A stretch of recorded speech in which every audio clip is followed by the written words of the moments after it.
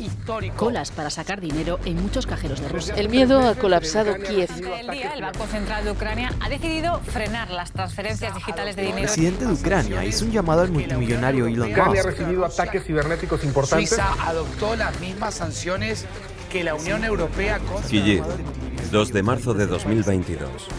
Desde el búnker en el que se encuentra escondido el presidente de Ucrania, Vladimir Zelensky, da una orden sin precedentes en la historia. A través de un tuit, su asediado gobierno anuncia que hará una distribución masiva de criptomonedas, lo que se conoce como un airdrop para los ucranianos que puedan seguir aguantando el envite de las tropas rusas. Unas criptomonedas que le están llegando a través de donaciones de todas partes del mundo. Y que este presidente, que ha demostrado su valor y compromiso por la democracia y la libertad frente a todo el planeta, ha decidido compartir con todos sus conciudadanos. Cripto como arma para luchar contra el delirio del dictador Putin.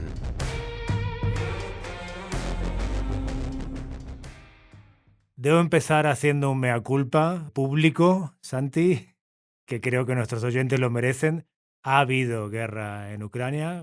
Lamentablemente me equivoqué. La noticia que no queríamos dar. La noticia era un pronóstico difícil de dar. Me parece que nadie se imaginaba que realmente las amenazas y la agresividad de Putin pudiera llevar a este tipo de consecuencias. A mí me resulta surrealista de repente estar en el año 2022 con la sociedad digital en la que estamos viviendo, estar hablando de una guerra y del riesgo, creo que como nunca antes he visto, al menos en mi vida, yo tengo 38 años, de hablar de un conflicto global, de hablar de una guerra mundial.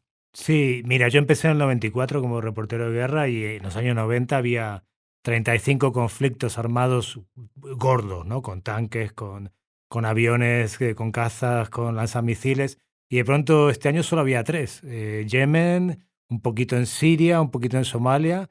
Parecía que la guerra era algo así, la guerra abierta con tanques, era algo del pasado, ¿no? Ahora que todas las guerras iban a ser cibernéticas y había otros mecanismos, ¿no? De influencia. De hecho, Rusia lo había mostrado a través de Facebook y sus campañas y tal, y de repente nos encontramos como un salto 50 años al pasado con un tío que yo creo, yo me he equivocado y pido perdón a los oyentes por el error en la predicción, pero también Putin se ha equivocado, se ha metido en la boca del lobo. Él creía que lo iban a recibir como un liberador y no vio que el pueblo ucraniano lleva años queriendo no tener un Putin en su propio país. La revolución de Euromaidán de 2014, que murió tanta gente, fue para echar al pequeño Putin que tenían y para decir queremos ser europeos. Y Putin no vio eso y cree que todos son fan de él y los ucranianos están resistiendo y lo han hecho muy bien a nivel militar, ¿eh? Te digo que he tenido varias discusiones en Twitter y aquí he estado en España mucho en los medios y yo creo que el ejército ucraniano lo hizo muy bien. Si iba a las fronteras, como hizo Georgia en 2008, que yo estuve en Georgia, si iba a las fronteras a esperarlo, perdía enseguida, porque los de Georgia fueron 5 días. Y lo que han hecho es replegarse, esperar en las ciudades y hacer una guerra guerrilla, porque cuando tu enemigo es superior, no tienes otra estrategia. Y la paradoja de todo esto es que cuando Bush se lanza en 2003 a invadir Irak, Putin le dice, te vas a meter en un nuevo Vietnam. Y es lo que ha hecho ahora de alguna manera Putin, ¿no? Meterse en una guerra que para ganarla va a tener que matar a mucha gente inocente y eso es lo peor, ¿no? Va a tener que realmente bombardear. Tiene un ejército muy desmotivado, muy mal equipado, de conscriptos, mientras que Ucrania tiene un ejército muy corrupto hasta 2014, que empieza la guerra de Donbass, pero a partir de ahí el ejército se vuelve muy serio, muy profesional y está muy motivado. Entonces la motivación lo es todo. Los americanos, Bush en 2004 dijo misión cumplida y en 2006 los iraquíes les estaban dando una paliza a los suníes, ¿no? Dijeron ganamos en Afganistán y 20 años más tarde los talibanes ganaron. La motivación y defender tu hogar y tu casa lo es todo, ¿no? Entonces Putin ha hecho una salida de tono que le va a costar muchísimo. Se ha ido a los brazos de China, se ha desligado para siempre a Occidente y Europa tiene que hacer una crítica muy grande de por qué, teniendo las señales de 2014 en Donbass, de 2008 en Georgia, no se desligó de Putin, ¿no? ¿Por qué Merkel, una mujer a la que admiro, no hizo más por tener energías renovables y cortar con la dependencia del gas ruso, ¿no? Que ha sido la esclavitud? En el fondo ha sido todo, se ha vendido al pueblo ucraniano por intereses comerciales, ¿no? Y eso me da pena porque Europa se supone que tiene otros valores. Pero bueno, hablemos de la tecnología, que en esta guerra tiene mucho positivo también, y ahí quiero que tú nos ilumines, Santi.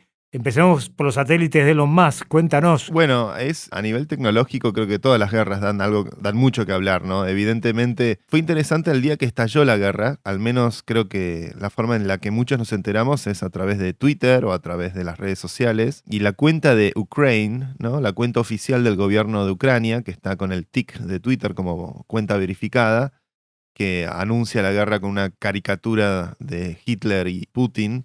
Desde esa cuenta se han articulado varias cosas. Por un lado, se ha hecho una gran campaña de donaciones a través de cripto. Han pedido desde esa cuenta donaciones en Bitcoin, en USDT, en Ether, incluso en DOT. Hoy a la mañana estaban pidiendo donaciones en Polkadot porque se ve que ellos han hecho una donación de $5 millones. Creo que llevan recaudados más de $30 millones en lo que van 7 días de conflicto aproximadamente. Para mí es llamativo que, estalla una guerra y desde una cuenta de Twitter oficial del gobierno, inmediatamente la primera reacción es pedir fondos a través de cripto. Esto habla justamente de lo que son estas redes y lo que tiene el potencial de esta tecnología para poder coordinar y generar ayuda de forma inmediata y de forma urgente. Si el gobierno de Ucrania quisiera pedir donaciones en SWIFT o en el sistema bancario tradicional, muchísima gente, la gran mayoría del mundo, estaría prácticamente imposibilitada de hacerlo. Ya desde el vamos, la realidad que cripto ejerció en la narrativa y en lo que está ocurriendo con esta guerra, lo instrumental que se está volviendo, no es algo menor. Desde esa misma cuenta de Ucrania, como mencionabas vos, Hernán, han solicitado ayuda con el tema de los satélites y vimos todos desde Twitter también como Elon Musk ofreció ayuda directamente enviando un convoy con los dishes para poder conectarse a la red de Starlink. Evidentemente, tener información satelital es extremadamente crítico para poder entender lo que está ocurriendo en el campo de batalla. Y de vuelta, las redes sociales coordinando y ayudando y conectando la ayuda de Occidente con Ucrania. Me parece que es algo extremadamente llamativo cuando estamos enfrente de una pantalla quejándonos, tuiteándonos, asustándonos y viendo con preocupación lo que está aconteciendo en el mundo.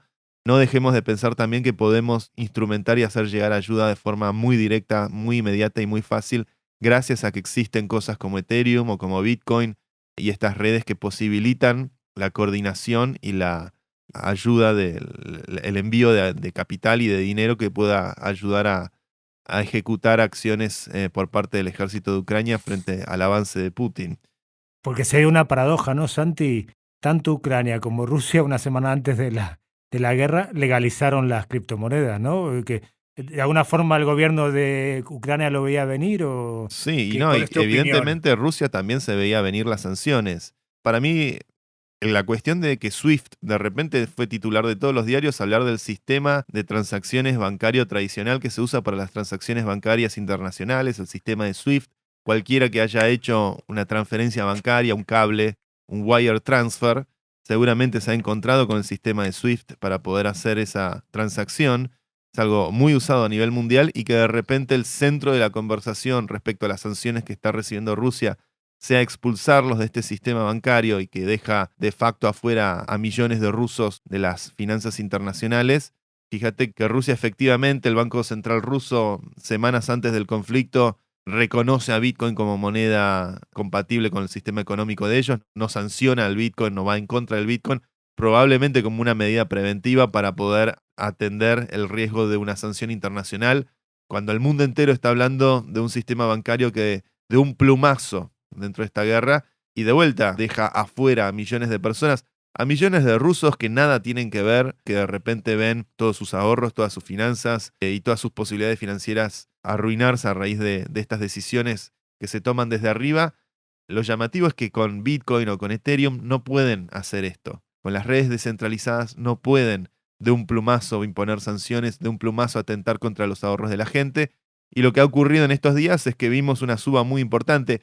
Al principio, creo que obviamente el pánico que genera una guerra genera una tendencia al sell-off por parte de todo el mercado, porque las noticias que generan pánico para todos por igual, y al principio obviamente se vio una corrección en todos los mercados, pero creo que a la larga se produce un poco más la acción de los fundamentales. Y el fundamental de la descentralización es extremadamente relevante en un mundo en guerra. Los refugiados que hoy se están escapando de Ucrania, si se escapan con el oro, con las alhajas, con sus ahorros físicos, muy tranquilamente alguien en la frontera u otra persona se los puede confiscar, se los puede robar. En cambio, si se escapan con sus ahorros escondidos en una clave en su cabeza, usando cripto, es la forma más eficiente de poder emigrar de forma urgente y no poner en riesgo los ahorros y el valor que uno ha generado a lo largo de su vida. Y en estos últimos días sí se vio una suba muy agresiva de cripto, en el orden del 12 al 15% intradiario.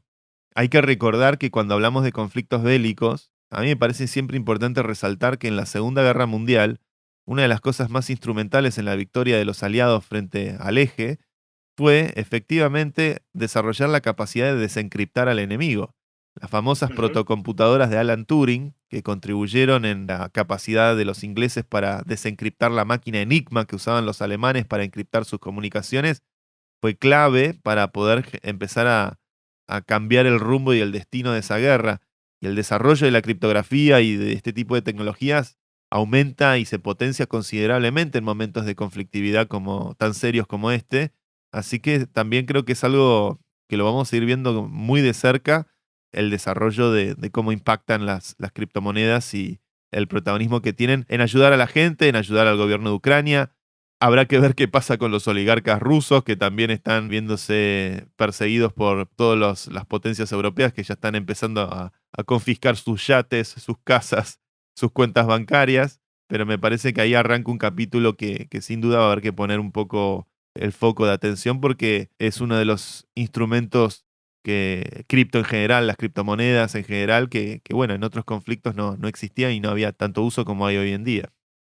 Qué inteligente lo que dices, ¿no? Porque me parece brillante. Yo me acuerdo cuando rodé la película Nación Siria, que la podéis ver en Netflix, estuve un año caminando con distintos grupos de refugiados, sobre todo niños, desde Alepo hasta Berlín, ¿no? Desde las distintas rutas, primero fue Hungría, que Víctor Orbán la cerró, después se abrió la vía por Croacia, después Merkel dijo venid y todos entraron. Bueno, todavía hay muchos atrapados en Macedonia y en Serbia, pero lo que me contaban los refugiados cuando cruzaban de Turquía es que en Turquía les habían robado todo. Ellos habían salido de Alepo con sus ahorros, en una mochila, con sus alhajas, y los mafiosos que los ponían en el barco de goma para cruzar el Egeo y llegar a las islas griegas, les robaban todo. Entonces, mira qué buena diferencia, ¿no? Ahora el que estaba en Ucrania y lo pudo poner en una cuenta, en una billetera virtual y tener ahí sus bitcoins, sus Ether, sus Solana, cuando llegue a Varsovia los va a poder tener todavía, ¿no? O cuando llegue a su lugar de destino. Pero ese dinero no lo pierden. La gente en el camino lo perdió todo. Los sirios venían sin nada. Lo único que tenían era el teléfono móvil, que era... Me llamaba la atención también, hablando un poco de las comunicaciones, que se bajaban del barco en Lesbos, que es donde estuve muchos meses, filmándolos, y no te pedían agua o comida, te pedían una tarjeta SIM, porque querían comunicarse y ver la ruta y hablar con sus familias, ¿no? Eso habla de la importancia de la comunicación. Y en todo esto, Zelensky, bueno, se ha convertido, gracias a las redes sociales, en toda una celebridad, porque ha mostrado una estamina, un chupá, como se dice en hebreo, muy fuerte, ¿no? Se ha reído, ha estado ahí, y eso ha movilizado a la población, y la población ha podido seguir viendo eso gracias a los satélites, ya que, bueno, este intento, lo primero que hacen en todas las guerras que yo he ido es derrumbar las torres de televisión, ¿no? Cortar las señales de televisión, recuerdo, en todas las que he estado, es lo primero que hacen los ejércitos. Pero ahora, gracias a Elon Musk, hay una cobertura de Internet, gracias a cripto hay una cobertura financiera. Digamos, esto les dará más posibilidad de resistir, ¿no? a esta invasión tan brutal que al final va a terminar siendo una guerra de guerrillas casa por casa, muy lamentablemente para todos, ¿no? Lo de Zelensky es realmente impresionante, porque yo recordaba también hace poco cuando ocurrió el retiro de tropas americanas en Afganistán y que el presidente afgano inmediatamente se fugó a los Emiratos Árabes y desapareció del mapa. Lo que es el liderazgo en las situaciones tan apremiantes como esta, ¿no? El hecho de que inmediatamente Zelensky desde las redes se mostraba caminando por Kiev, dando un mensaje de lucha y estando donde hay que estar. Y afortunadamente creo que Ucrania tiene la dicha de tener a alguien que está ahí dándolo todo por su país. Tratar de entender también desde el lugar de cada uno cómo se puede ayudar, que realmente no sintamos que Ucrania es algo distante, algo lejano y algo ajeno. Me parece que esto sí convoca al mundo entero y que tiene a través de las redes, a través de Internet, es desde el lugar de cada uno tratar de pensar cómo uno puede colaborar, desde una donación hasta conectar gente, hasta tratar de entender cómo desde las industrias o desde el trabajo al que ocupa uno, tratar de entender cómo ayudar o contribuir en el conflicto para que idealmente esto termine lo más pronto posible. Acá una de las cosas que yo te quería preguntar, Hernán, es ¿qué pasa si es un conflicto largo? ¿Qué riesgos corremos si esta guerra no es una guerra de 7 días y empieza a ser una guerra de meses y que se extienda en el tiempo? ¿Qué puede generar esto en el arrastre de las otras naciones?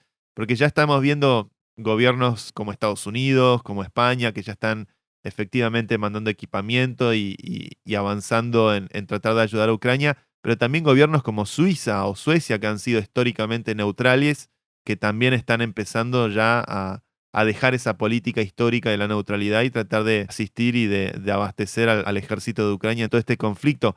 ¿Qué va a ocurrir con eso? Porque el gran pánico de Putin en algún punto era evitar que Ucrania se transforme en una base de la OTAN, evitar que haya un riesgo de defensa para su país. Ucrania al mismo tiempo solicitando una membresía a la Unión Europea. Hace 2 días lo vimos a Zelensky hablando en el Congreso Europeo, demostrando y exigiendo que Ucrania es parte de Europa. Y de repente estamos con esta discusión, ¿no? ¿Es Ucrania Europa o no? Políticamente hablando, ¿es Ucrania parte de la Unión Europea o no? Y dibujar esa frontera parece como determinante en cuanto a la voluntad política y de defensa y militar que tiene Putin. Y no parece ser una cosa de resolución fácil. Entonces es como una gran incógnita que puede llegar a suceder con esto. Sí, es una gran pregunta. A ver, yo no voy a hacer más predicciones porque ya me han regañado en Twitter y con razón y me he disculpado. Digamos, predicciones las dejamos a un lado. Yo os digo, pero inclusive en Donbass, que es la zona más disputada, donde empezó la guerra civil en el 2014, el 70% de la gente quería ser ucraniana. Tiene una identidad muy fuerte. Es un pueblo muy mestizo, muy mixto, aunque son eslavos. Se sienten europeos, han dejado su sangre en la plaza de Maidán en el 2014-2015 para decir que quieren ser europeos. Entonces es un pueblo soberano. A mí lo que piense Putin me trae sin cuidado. Este pueblo quiere ser europeo, tiene raíces europeas, también las tiene eslavas, pero prefiere vivir pegado a una comunidad como la europea, donde no hay oligarcas, donde no hay una corrupción rampante. Digamos, Putin es el primero con su sistema de represión de la oposición, con su sistema de beneficiar a sus amigos, que los expulsa, ¿no? Ellos quieren ser europeos, se sienten europeos porque ven que Europa es un lugar con todos sus defectos, que los tiene, que son muchos, mucho más civilizado y humano y democrático para vivir. ¿Escenarios posibles? Bueno, que el pueblo ruso derroque a Putin. Otra opción es que Ucrania resista mucho tiempo y que las fuerzas de Putin no aguanten lo suficiente. Vemos las noticias de, tanques sin gasolina, soldados que no quieren matar a sus, pues se consideran primos, no quieren matar a civiles ucranianos, que el propio ejército se les rebele. Y el tercer escenario es una paz que con una ocupación, ya lo dije cuando hice la predicción equivocada, que es imposible ocupar Ucrania. Putin le sale una fortuna mantener Crimea, que es una península. Mantener un país como Ucrania, que tiene 600.000 kilómetros cuadrados, que tiene 40 millones de habitantes, con un país como Rusia, que tiene 140 millones, pero tiene el PIB de Texas, es imposible. No puede mantener su propio país con un ingreso per cápita de $9.000, menos va a poder mantener a 44 millones de ucranianos. Entonces, lo de la ocupación es muy complicado. Entonces, sería una paz, no sé, Putin se inventará una excusa para salir de ahí en algún momento, porque si la guerra para largo, quien más pierde es él, ¿no? Perderá el pueblo ucraniano en vidas y cada día que se pierde es un dolor para todos, pero la guerra de guerrillas siempre la pierden. Recordemos Vietnam, recordemos Irak, recordemos Afganistán.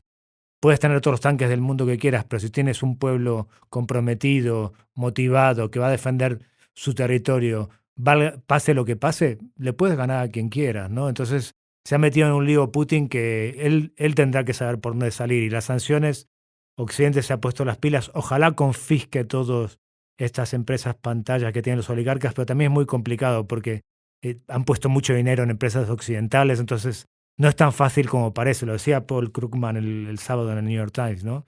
Bueno, no es tan fácil congelarle las cuentas, porque sus cuentas están en apartamentos en Nueva York, en empresas norteamericanas, en empresas europeas.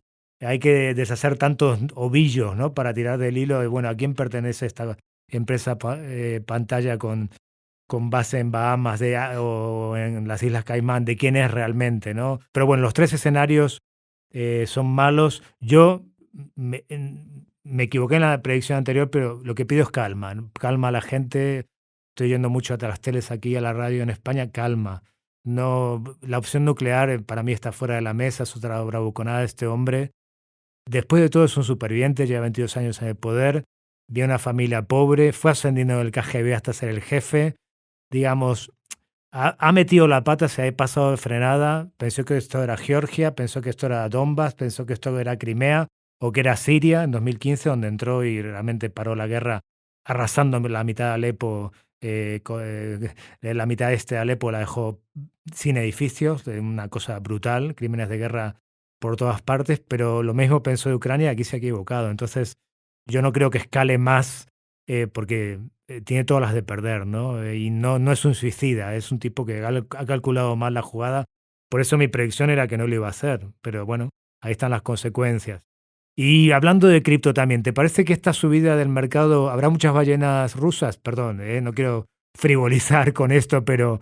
No lo descartaría. Y si yo estuviera en la cabeza de alguno de estos delincuentes, seguramente estaría pensando en poner los activos en algo cripto como Bitcoin o como Ethereum.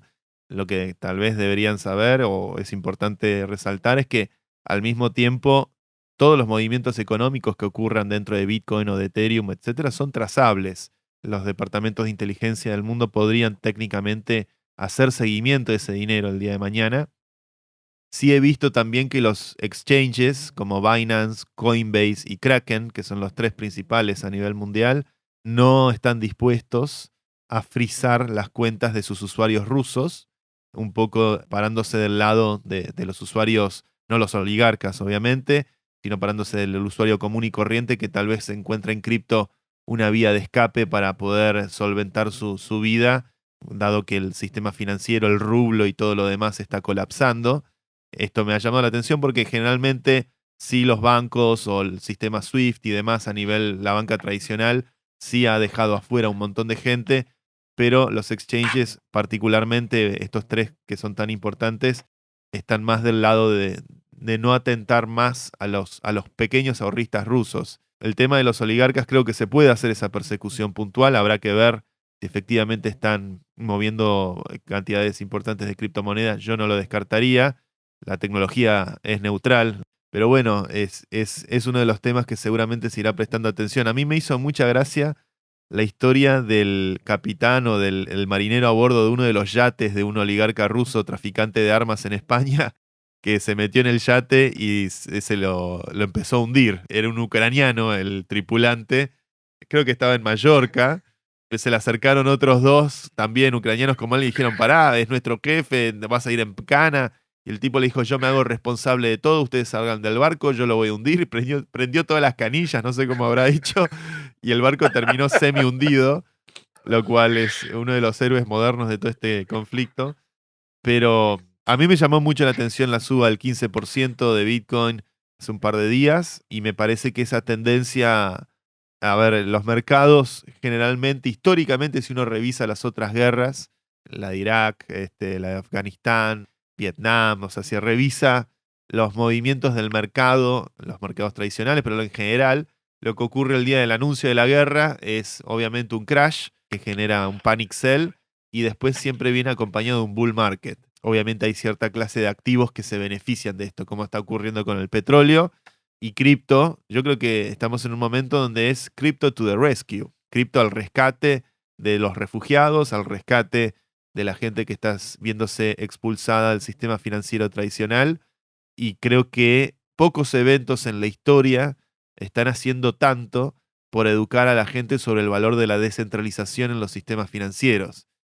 Que de repente el planeta entero haya discutido sobre el sistema SWIFT, creo que es un contraste muy claro respecto a cómo funciona Bitcoin o cómo funciona Ethereum, y me parece que, bueno, habrá que seguir de cerca cómo avanza el fenómeno. que el gobierno de Ucrania haya podido recaudar tanto dinero de forma tan rápida, tan ágil, gracias a esta tecnología, también es algo muy prometedor. Y claramente hay un frente de ataque que es el frente cibernético, ¿no? El frente de las redes, el frente digital, donde habrá que ver si hay ataques cibernéticos en Occidente, si los servicios que usamos todos los días funcionan normalmente. Ya hemos vivido épocas donde por ahí, por un par de horas o por un día entero, se cae WhatsApp, se cae Twitter, se cae Facebook. Seguramente vaya a haber ataques de esa naturaleza en estos días. Muchas veces cuando se caen Facebook y WhatsApp, coincidentemente suele ser un par de semanas antes de que haya elecciones, por lo cual habría que estar muy atentos frente al funcionamiento de las redes. Y de vuelta, son todas cosas que robustecen la tesis de la descentralización. Recordemos que la idea de la descentralización no es necesariamente muy moderna. Internet misma nace como una forma de proteger la información frente a los riesgos de un ataque nuclear, ¿no? La idea de la descentralización de la información es hacer irrelevante el lugar donde puede llegar a caer una bomba y por ende poder proteger a la información al tenerla descentralizada y no en un lugar donde puede ser un objetivo táctico o militar de una bomba. Eso es lo que hizo nacer a Internet en la década del 60 y la verdad que a mí me parece una locura, Hernán, que de repente esté en el tema de conversación en la mesa el uso del arma nuclear. La verdad es que da un poco de pánico. Si revisamos las palabras específicas que él usó, él no pronunció la palabra bomba nuclear per se o arsenal atómico, pero sí habla de subir las alertas, de subir el riesgo, y Occidente interpreta eso como una amenaza velada de que efectivamente podría avanzar en esa dirección, lo cual sería una tragedia inmensa. Y lo cual, cuando empezaba la pandemia, me acuerdo que, bueno, lo veíamos como una cosa lejana en China, que por ahí sería como el SARS o como otros virus que ocurrieron antes, que tal vez, nada, podía afectar un poco el funcionamiento de las aerolíneas y no mucho más. Y de repente la pandemia arrasó con el mundo entero. Y ahora cuando vemos Ucrania, yo me identifico mucho con todos esos chicos y chicas entre, no sé, 18 y 64 años, varones entre 18 y 64 años que de repente se quieren ir del país y los frenan en la frontera y le dicen, no, vos tenés que quedarte a pelear. Vos tenés que quedarte a pelear porque acá vamos a pelear todos y todos los varones de 18 a 65 años tienen que quedarse y pelear. Las mujeres, los niños, obviamente pueden cruzar la frontera y pueden irse, pero me imagino la historia de muchos jóvenes que estaban llevando su vida normalmente, haciendo TikToks, estudiando en la universidad, pensando y soñando con un futuro, de repente encontrarse con que tienen que usar una Kalashnikov y salir a defender su país.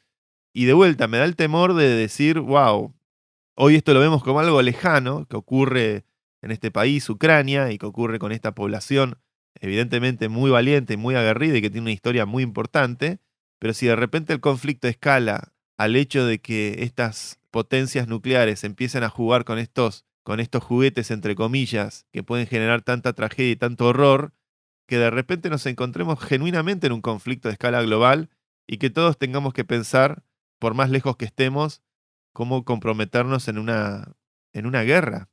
Yo tengo mi familia en Europa, o sea, y de repente estar hablando seriamente de, bueno, si explota una bomba de este tipo, tratar de irse de ahí, como si fuera 1940 de vuelta. Totalmente de acuerdo. Yo creo que esto, a ver, dejadme dar un dato de esperanza. Para mí esto es una anomalía. Esto es vamos hacia un mundo sin guerras. Lo digo, cuando empecé siendo reportero de guerra había 30 y pico, ahora solo hay 4 y son de baja intensidad. Es una anomalía que sacar tanques. Ahora las guerras son cibernéticas, ¿no? Y para mí, Santi, ojalá, y esta vez acierte con la predicción, no tiene los ingredientes para escalar, porque el 8% de la población rusa, solo el 8% apoya la guerra. El precio que están pagando es muy alto también del otro lado de la frontera, aunque no con vidas, pero sí viendo también los TikTokers o los chicos que querían desarrolladores tecnológicos o que están en la universidad. Se les ha cortado de cuajo la vida también en Rusia. Las sanciones han sido muy, muy potentes. Realmente Occidente ha respondido con mucha vehemencia, tarde y mal, porque esto se podría haber hecho escaladamente durante años y haberle parado los pies a este hombre, como se le podría haber parado también a Hitler en su momento, ¿no? Pero se pusieron por encima de los intereses comerciales Y después hay un tema de fondo que yo creo que es siempre el mismo, digamos. Si en 2008 Putin invade Georgia y en 5 días la conquista y se queda solo con una parte muy pequeña de Osetia del Sur, pero le dio una paliza al gobierno de Tbilisi y a Saakashvili, que era el presidente en aquel momento. Y Europa ya ve que este hombre tiene ambiciones imperiales, sin contar la guerra de Chechenia. Bueno, que la primera fue de Yeltsin, pero la segunda fue de Putin y fue muy brutal. Si Europa ya vio eso, ¿por qué no dijo vamos a dejar de depender de este señor y empezamos a apostar en serio por las energías alternativas, ¿no? Primero, pues estamos autodestruyendo como especie, el planeta está arrasado y cada día se contamina más y más plástico y tal. ¿Por qué no nos ponemos las pilas con esto? Pues de 2008 hasta ahora no nos hemos puesto las pilas con las energías renovables. Seguimos dependiendo del petróleo, del gas y el SARS-2, que ya hay un informe claro, que salió de un mercado realmente y ya está claro y está científicamente comprobado que salió de un mercado. Se comprobó la semana, basta de conspiranoides. Viene porque estamos arrasando los bosques. Entonces, mientras arrasemos todos los bosques, toda la selva, los animales saldrán. Y ahí salió el SIDA, así salió el SARS-1, el MERS-2, el SARS-2, digamos. Si destruimos el planeta y dejamos a los animales sin su habitáculo natural, salen y traen enfermedades. Entonces, paremos de talar bosques, busquemos energías alternativas. ¿Qué otras llamadas de atención tenemos? ¿Cuándo vamos a cambiar por las energías alternativas? Que son descentralizadas, mira la paradoja, ¿no? Cada país tiene sus molinos de viento, cada país tiene sus centrales geotérmicas o lo que tenga en su momento que sea ecológico, sus ríos, y lo que tenga que implementar para ser independiente, ¿no? No dependiente de Arabia Saudí, que entonces masacra a los yemeníes y los yemeníes pagan el precio de nuestra adicción al petróleo. No dependiente de Putin, que puede hacer lo que quiera porque Europa va a pasar frío en el invierno. Pues pasemos frío e invirtamos el dinero en reconvertir el planeta y nos evitaremos la próxima pandemia, que está a la vuelta de la esquina, y que tuvimos la suerte de que esta pandemia fuera benévola, porque es muy contagiosa, pero mata al 0,5%. Pero el SARS-1 mataba al 50%. El día que la próxima pandemia, la próxima mutación del COVID sea con el nivel de contagio del SARS-2, pero con el nivel de mortalidad del SARS-1, se va a la mitad de la humanidad al garete. Entonces, empecemos a escuchar las llamadas de atención. Este plan no podemos seguir así. No podemos seguir con el petróleo, el gas, el plástico en el supermercado, el plástico para todo. Por Dios, que como humanidad, somos una especie inteligente en teoría, ¿no? Y Putin se ha crecido por eso, porque Merkel, que es una mujer a la que admiro, que recibió a aquellos refugiados sirios y fue la única dirigente europea con los ovarios para decir que entren los sirios, que los vamos a integrar, y eso le ha beneficiado. Años más tarde hay estudios que muestran que la llegada del 1,5 millones de sirios a Alemania hizo crecer el PIB y que se han integrado muy bien porque era gente que venía de Alepo, gente preparada. Yo me acuerdo de caminar con uno que había estudiado en la Sorbona, que era un tipo... Pero Merkel no tuvo la capacidad de decir, me voy a deslindar de Putin, me voy a poner molinos de viento, paneles solares, voy a inventarme una nueva tecnología que haga que no dependamos del petróleo ni del gas, ¿no? Y en ese sentido seguimos fallando, ¿no? Y es una pena, pues las llamadas de atención están ahí y como especie no vemos que nos estamos autodestruyendo. Entonces a mí me da más miedo destrucción del planeta y estas epidemias que lo de Putin, que ya nos está afectando, Santi. Te hace una pregunta que a mí me llama mucho la atención. Y quiero saber si tiene algo que ver con ese que solo el 8% de la población rusa respalda la guerra. ¿Por qué ha habido tan poca acción de ciberataques en Ucrania o en Europa? ¿Por qué hasta ahora no hemos visto que es un arma muy fuerte que tiene Rusia, ¿no? ¿Cómo lo interpretas tú? No, la verdad es que no tengo una teoría firme. Me imagino sí que en este estado de alerta debe haber un robustecimiento de los sistemas de seguridad que hacen a los principales servicios que operan en Occidente y que usamos a diario. Sí he visto que han habido ataques medio pavotes, ¿no? Como denial of service o reemplazar la landing de la KGB o de algún departamento, algún ministerio ruso, que son cosas más de propaganda. Anonymous diciendo le declaramos la guerra a Putin. Pero bueno, cuando habla Anonymous, vayan a chequear la fuente, porque ¿quién es Anonymous? Anonymous no es nadie, somos todos Anonymous.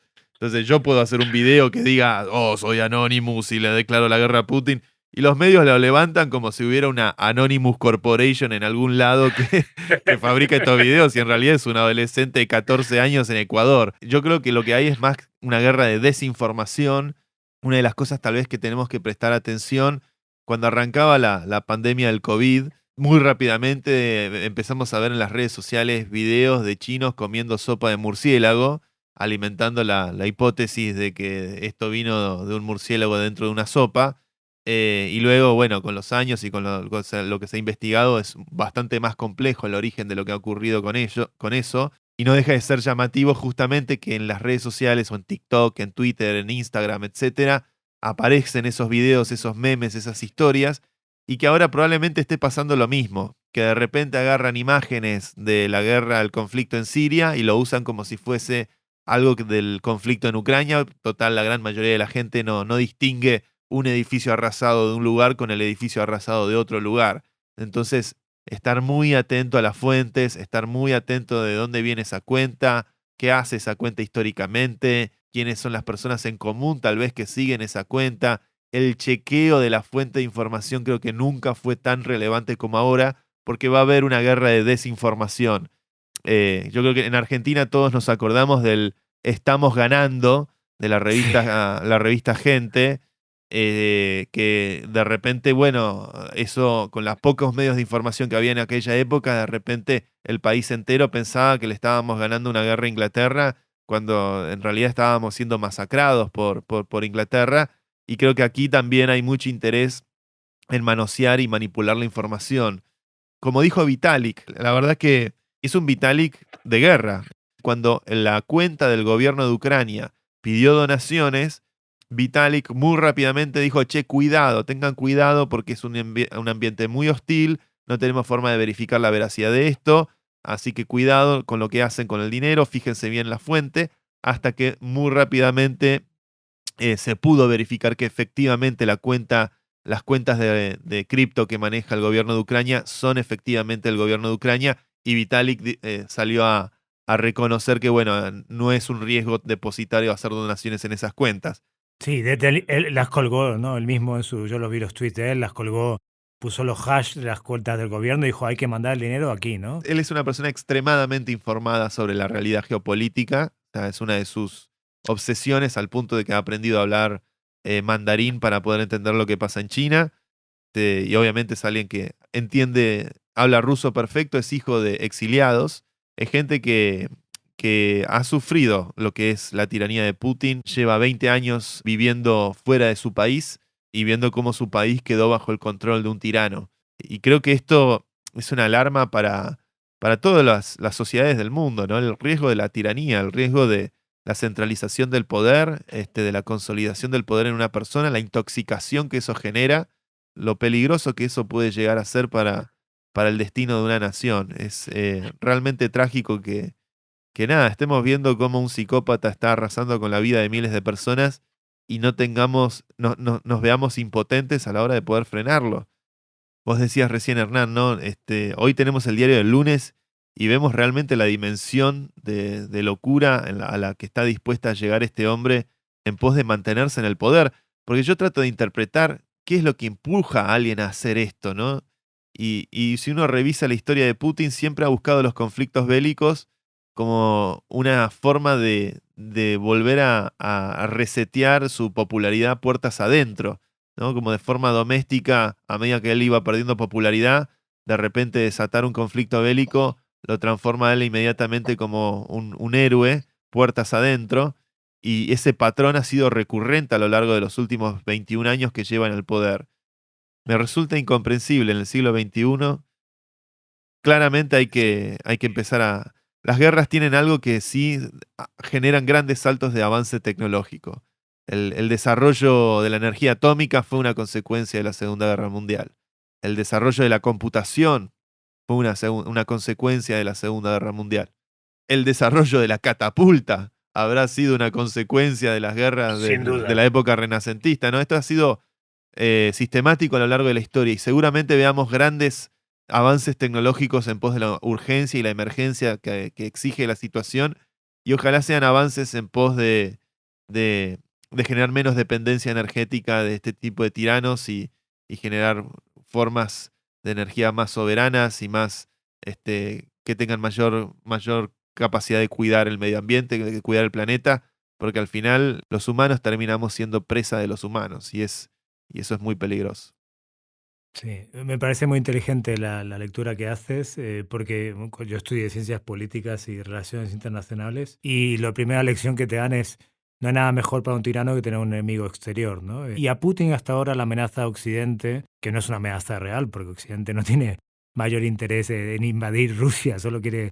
No hay una amenaza, le ha servido, pero ahora se ha equivocado. Este ha sido el mayor error de su historia. Ojalá le cueste el puesto o sea juzgado en La Haya como criminal de guerra. Ojalá sirva también para el desarrollo de nuestra conciencia colectiva, ¿no? Que hoy más que nunca estamos integrados y somos todos uno, y ante este tipo de anomalías, que para mí es una anomalía, hay que pararle los pies, ¿no? Los populismos, los caudillos, los dictadores, los iluminados ya no tienen cabida en un mundo, ¿no? En este mundo interconectado, donde todos tenemos derecho a la privacidad, derecho a que se nos respete financieramente, en todo, ¿no? Tenemos un derecho inalienable, un derecho humano, ¿no? Que es lo que debería regir la relación con los estados y con nuestra relación entre países. Se vea vulnerado de esta manera, para mí es un pequeño retroceso para dar un paso adelante. Me parece que, leyendo tus palabras, creo que podemos dar un cierre optimista, y que la gente, si quiere escuchar el capítulo 8, No robes Bitcoin, porque hay trazabilidad. Tú lo explicas muy bien en ese capítulo, con tu inteligencia y con tu conocimiento del ecosistema. Sirve para los refugiados, que no lo tenían los sirios. Sirve para el gobierno de Ucrania, de Zelensky, de Kiev, para que se arme, pero que los oligarcas no se van a ir de rositas, como se dice aquí en España, ¿no? No les va a salir gratis, porque hay una trazabilidad de todo el dinero que muevan, y tarde o temprano, en el momento que lo quieran hacer líquido, alguien lo estará esperando, ¿no? Eso es lo bueno, que cripto no es un paraíso, que no es un arma a doble filo, que por un lado da libertad financiera a gente que lo necesita y por otro lado permite, no, en un momento en que uno de estos señores que lo haya puesto ahora todo en Bitcoin o en Ethereum o en Solana o en DOT o en lo que sea, lo quiera comprarse otro yate, habrá alguien ahí esperándolo, porque ese es el momento en que emerge. Iremos tras ellos. Siempre un placer escucharte, Santi, y ojalá no me equivoque. Ojalá esta vez acierte con el pronóstico de que esto no va a pasar más allá de la frontera, de que sea una guerra que despertará a Occidente de proteger y defender sus ideales sin poner por delante lo comercial, sino poniendo por delante los derechos humanos y los derechos del planeta. Y ojalá esto se termine pronto y rápido y el pueblo ucraniano resista, aguante y salga victorioso. Como decía un viejo profeta de la paz, ojalá encontremos con cripto y con estas tecnologías herramientas que traigan power to the people. Grande. Un abrazo muy grande. ¡Ánimo! ¡Saldremos de pobres con esto! Si te ha gustado este podcast y quieres más información, síguenos en nuestras redes sociales @somospodland o en nuestra web podland.com, y no olvides darle al botón seguir para enterarte de nuevos episodios. Producido por Luciano Pozzi. Investigación Lucía Lopreyato. Diseño de imagen Juanjo Contreras. Locutado por Fernando Simón. Productora ejecutiva Julia Gómez Cora. Presentado por Santi Siri y dirigido por Hernán Zin. El presente podcast no supone asesoramiento financiero de ningún tipo, sino simplemente la opinión de sus participantes. Las recreaciones en él contenidas están basadas en hechos reales, pero son fruto de la ficción de los guionistas y del equipo artístico de Podland. Podland, la revolución del podcast.